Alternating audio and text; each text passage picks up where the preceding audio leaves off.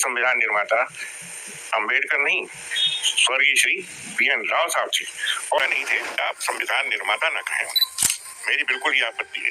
और न इनको कभी भी भविष्य में मैं ये वचन देता हूँ कि संविधान निर्माता कहा जाए, ये मेरा आपसे वादा है। संविधान निर्माता अगर कोई थे तो BN राव साहब थे।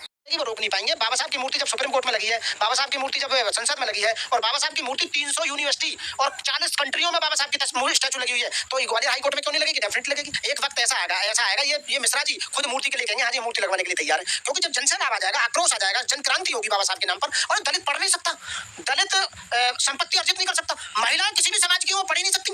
महिला का पति मर जाएगा उसे सती होना पड़ेगा, स्तन टैक्स तक दिया जाएगा, दासी प्रथा होने दी जाएगी। तो आप बताइए कैसी कैसी मतलब प्रथाएं बना रखी थी, कस्टम्स बना रखे थे। बाबा साहब ने उनका विरोध किया और उन्हें खत्म करवाया। अनिल मिश्रा जी से ये कहूंगा कि BN राव ने संविधान नहीं लिखा, BN राव सलाहकार थे संविधान समिति के, तो उनसे बाबा साहब ने सलाह ली नहीं, क्योंकि बाबा साहब में इतना ज्ञान था, बहुत ज्यादा सलाह लेने की जरूरत नहीं पड़ी।